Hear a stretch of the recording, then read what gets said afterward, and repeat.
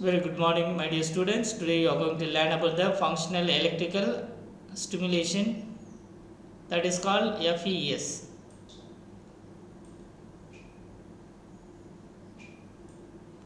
So here the functional electrical stimulation FES, you are going to learn it. So here the functional electrical stimulation FES is a technique that uses a low energy and electrical signal pulses to artificially generate body movement in an individual who have been paralyzed due to the injury to the central nervous systems. More especially, FES can be used to generate muscle contraction in other paralyzed limb to produce the functions such as grasping, walking, bladder voiding, and standing. So this technology was originally used to develop neuroprostheses that were implemented to permanently substitute impaired function in the individual with a spinal cord injury, that is called SCI, head injury, stroke, and other neurological disorders. So here FES is sometimes also referred as a neuromuscular electrical stimulation, that is abbreviation NMES. So that FES technology has been used to deliver the therapies to retain the voluntary motor function such as grasping, reaching, and walking.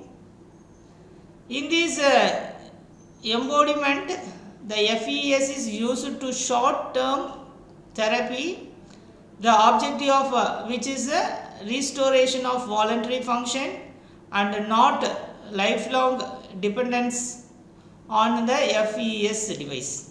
Hence the name, the functional electrical stimulation therapy, the FES therapy, that is FET or FEST.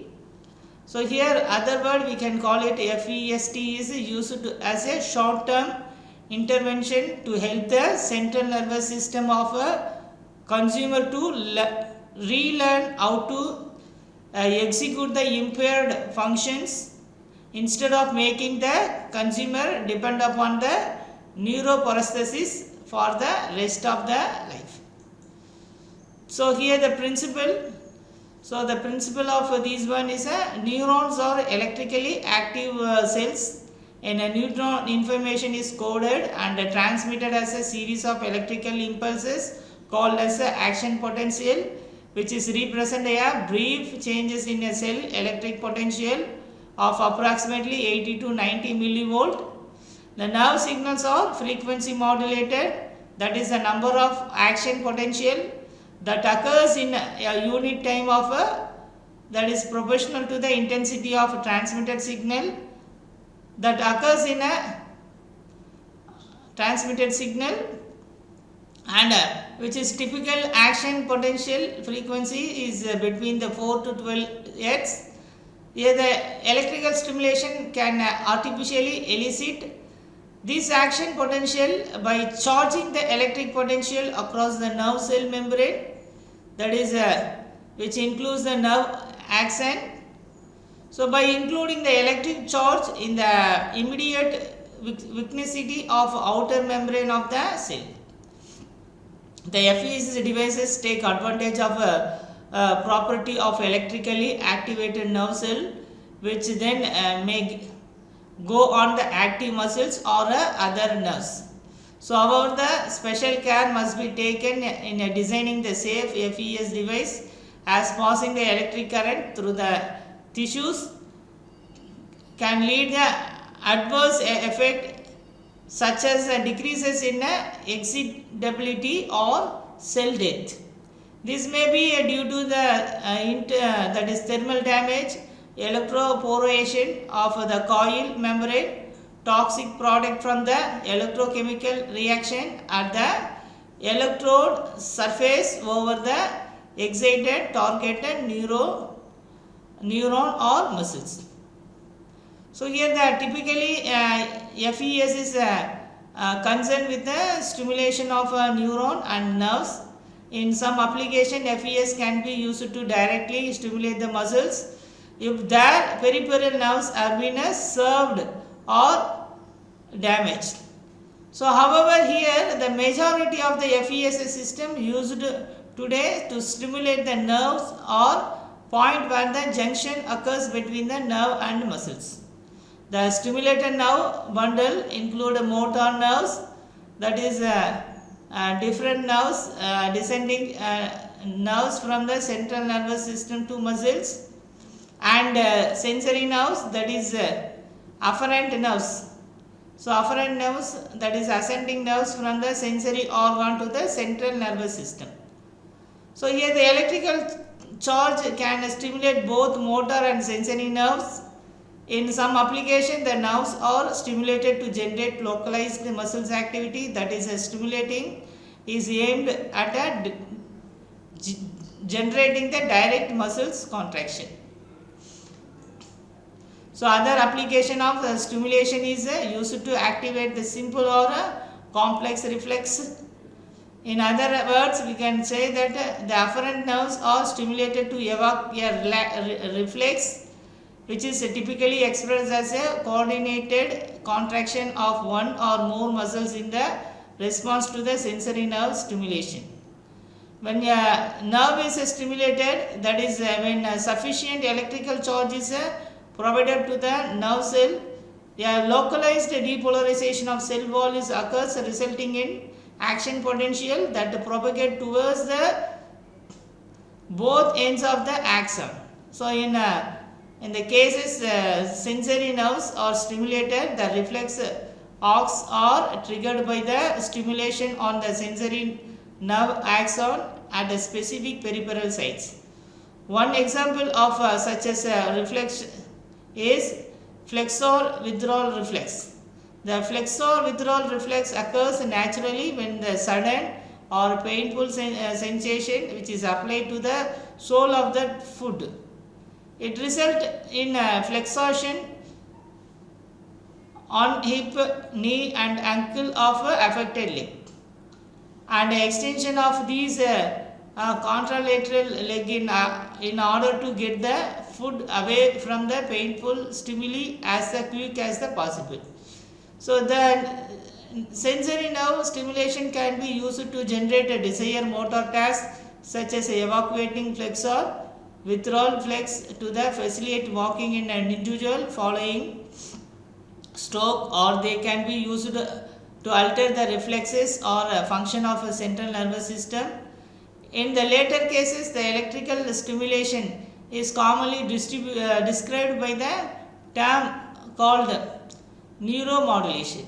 So, nerve can be stimulated using either surface, that is a transconductance, or a subcutaneous or pericutaneous or implanted, so which is on electrodes. So, the surface electrodes are placed on the skin surface above the nerve or muscles that need to be activated. They are non-invasive, easy to apply and generally inexpensive. So, until recently, the common belief in the FES field has been that due to the electrode skin contact impedance, skin and tissue impedance and current dispersion during the stimulation, that is much higher intensity pulses are required to stimulate the nerves using the surface stimulation electrodes as compared to the subcutaneous electrodes. So, the major limitation of continuous electrical stimulation is that some nerves, for example those inverting the hip flexors, are too profound to be stimulated using the surface electrode. This limitation can be partially addressed by using arrays of electrodes, which can be used as several electrical contact to increase the selectivity. Subcutaneous electrodes can be divided into the percutaneous and implemented electrodes. The percutaneous electrode consists of thin wire inserted through the skin and into the muscle tissues close to the targeted nerve. These electrodes typically remains in the place for the short period of time, or considered for short term FES interventions. So the other classes of subcutaneous electrode is implanted electrodes. So these are permanently implanted in the consumer's body and remain in the body for a remainder of the consumer life. So compared to the surface stimulus electrodes, the implanted and percutaneous electrodes potentially have higher stimulation electricity, which is a desired characteristic of FES system. So here to achieve higher selectivity while applying the lower stimulation amplitude, it is recommended both cathode and anode or in a vicinity of nerve that is stimulated.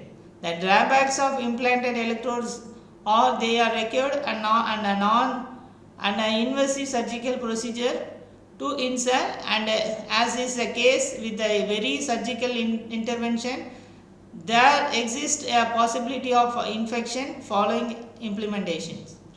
So typical stimulation protocol used in the clinical FES involves strain of electric pulses. Bypassic charged balanced pulses are employed as they improve the safety of electrical stimulation and minimize some of the adverse effect. The pulse duration, pulse amplitude and pulse frequency are key parameters that are regulated by the FES system.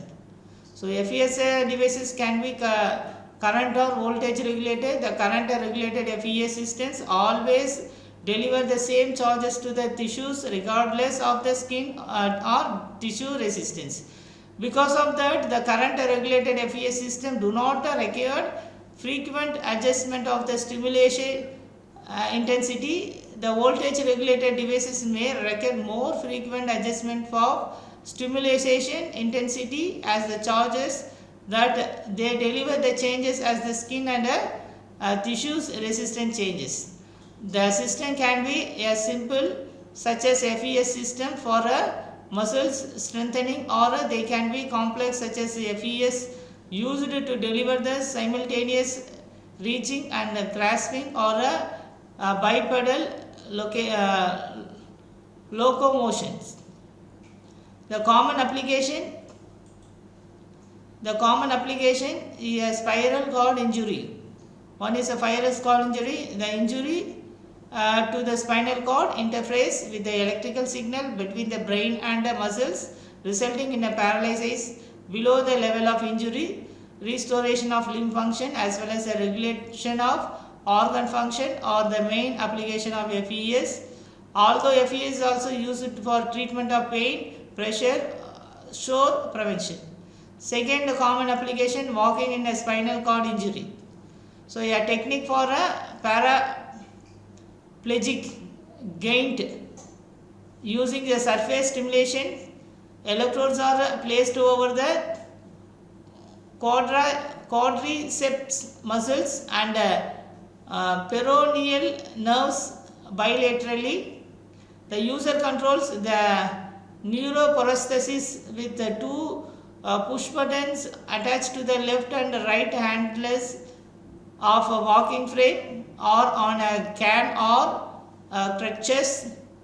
When the neuroprosthesis is turned on, both quadriceps muscles are stimulated to provide a standing posture. Third application, stroke and upper limb. That is a recovery in an acute stage of stroke recovery.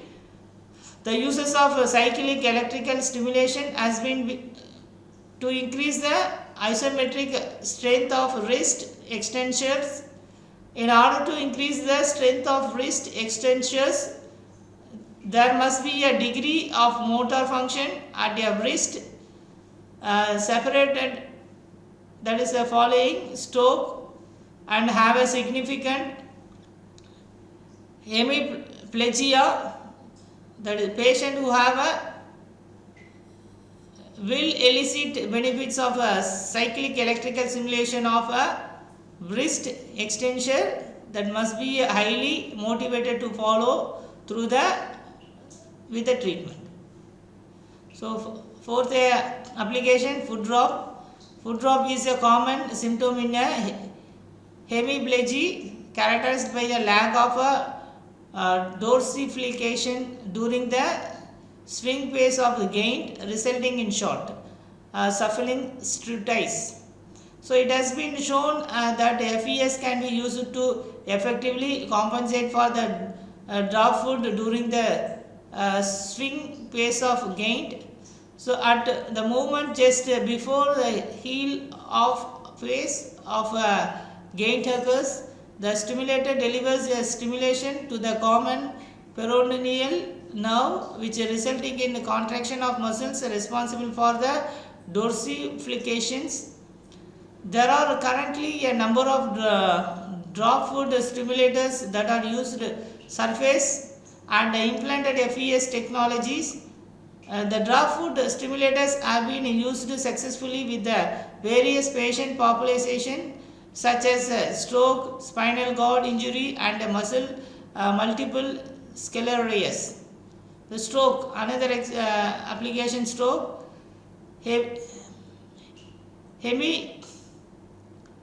hemiparetic stroke patients who are impacted by the denervation, muscular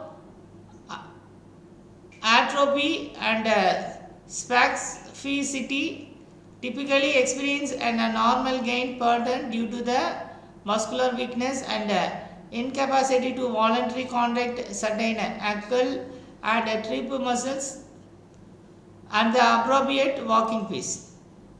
So multiple sclerosis also they are using. FES has also found it to be useful for treating the foot drop in the people with the multiple sclerosis. The uses of FES compared to the exercise group and found in the although there was an orthotic effect for the FES group, no training effect in walking speed was found. Further qualitative analysis, including all the participants from the same study, found an improvement in activities of daily living and reducing a number of falls for those using the FES compared with the exercise. Further small scale, that is n equal to 32 longitudinal observational study has found evidence for the significant training effect through the using FES. With the NMES treatment, there were a measurable gain in ambulatory function, however, found a significant improvement in orthotic effect for walking speed. So, cerebral palsy. So, FES has been found to be used for treating the symptom of cerebral palsy. A recent randomized controlled trial n equal to 32 found in significant orthopedic and training effect for the children with the unilateral spastic central palsy. The improvement were found in the gastrocnemius spastically, the common mobility and balance skills. The treatment having the potential to improve the number of different areas including the muscles mass, strength, spasticity, the passive range of motion, upper extremely functions, walking speed, positioning of the foot and ankle kinematics. Okay, thank you for listening the class.